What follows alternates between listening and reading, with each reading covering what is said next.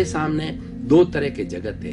एक जगत तो है जो हमें दिखाई दे रहा है, बाह्य जगत है। एक जगत है भीतर का जगत है। बाह्य जगत के अंदर हम लोगों से वार्तालाप करते हैं और प्रतिदिन कुछ न कुछ हम कार्य करते रहते हैं, और इसके अंदर ज्यादा से ज्यादा पौद्गलिक जगत है। पुद्गलों का हम विनिमय करते हैं, मकान है, वस्तुओं का लेन देन करना होता है और द्रव्य का लेन देन होता है, पैसा कमाना होता है, और ये सारी और हमारे शरीर की रोटी कपड़ा मकान शिक्षा चिकित्सा सुविधा, इन चीजों को हम प्राप्त करने के लिए पुरुषार्थ करते हैं। ये सारा बाह्य जगत है। और एक जगत होता है भीतर का जगत। भीतर का जगत है वो चेतना का जगत होता है। भीतर का जगत है वो आत्मा का जगत है, और बाह्य का जो जगत है वो पुद्गल का जगत है। दोनों जगत के अंदर आत्मा की साक्षी होना जरूरी है। अगर किसी व्यक्ति के अंदर आत्मा नहीं है, चेतना नहीं है, कॉन्शियसनेस नहीं है, तो वह व्यक्ति जो है वो राम नाम सत्य के दायरे में चला जाता है, यानी वह शव और एक मुर्दे के रूप में हो जाता है। तो इसीलिए दोनों जगत के संतुलन में रहने के लिए, दोनों जगत को जीने के लिए हमें एक ऐसे तत्व की आवश्यकता है जिसको कि आत्म तत्व कहा जाता है। जो लोग आस्तिक हैं, ईश्वर में विश्वास करते हैं, आत्मा में विश्वास करते हैं, कॉन्शियसनेस में विश्वास करते हैं, पुनर्जन्म के अंदर, कर्म के अंदर विश्वास करते हैं, पुण्य पाप में विश्वास करते हैं, वो सभी आत्मा के अंदर विश्वास करते हैं। एक चार्वाक जो है एक ऐसी थ्योरी है जो आत्मा में विश्वास नहीं करता है, वो मात्र भौतिकता के अंदर विश्वास करता है। उनका लक्ष्य है eat drink and B Mary. Charvaka क्या मानता है कि ये सारी सृष्टि है पंचभूतात्मक है, पृथ्वी, जल, अग्नि, वायु और आकाश।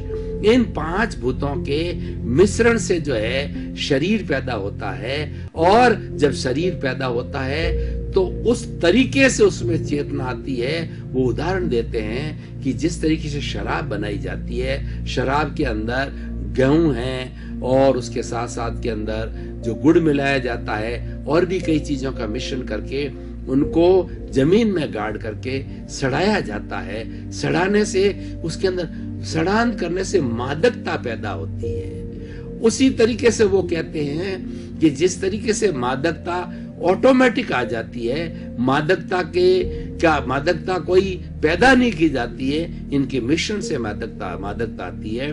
उसी तरह से पृथ्वी, जल, अग्नि, वायु, आकाश से जो शरीर निर्मित होता है तो उसके अंदर स्वतः ही चेतना जागृत हो जाती है। लेकिन जो ही ये शरीर नष्ट होता है, चेतना भी नष्ट हो जाती है। उनके कहने का मतलब ये है कि चेतना जो है नित्य नहीं है ये। लेकिन जो लोग आत्मा में विश्वास करते हैं, ईश्वर में विश्वास करते हैं, कर्म में विश्वास करते हैं, पुनर्जन्म में विश्वास करते हैं, वो लोग कहते हैं कि आत्मा अजर है, अमर है, अविनाशी है। इसका कोई रंग नहीं, रूप नहीं, गंध नहीं, वर्ण नहीं, न जलती है, न मरती है, न कटती है, न किसी को रोकती है, न किसी से रुकती है। यानी एक ऐसा त्रैकालिक तत्व है जो कि तीनों कालों में रहता है, भूत, भविष्य और वर्तमान के अंदर।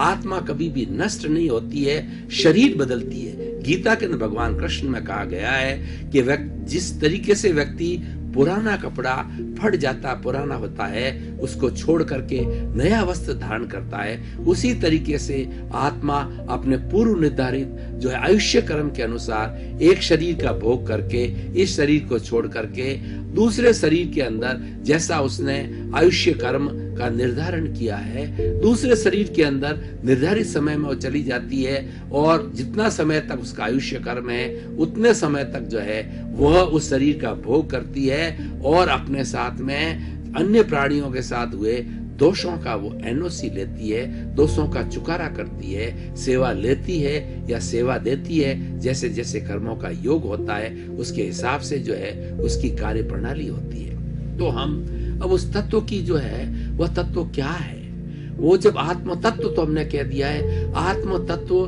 के क्या गुण हैं, आत्मा किसे कहते हैं, और आत्मा तक पहुंचने का हमारा क्या लक्ष्य है, हम कैसे पहुंच सकते हैं और क्यों पहुंचे आत्म तत्व को, इन सब सारे सत्संग का जो है आज हम चिंतन करेंगे। आत्मा जो है वो असंख्य चेतनामय परमाणुओं के पिंड को आत्मा कहते हैं। यानी आत्मा के अंदर असंख्य चेतनामय जो है परमाणु है, चेतनामय परमाणु, भौतिक नहीं, भौगोलिक नहीं, चेतनामय है। और इसलिए कहा जाता है कि आत्मा अनंत चित्तों वाली है।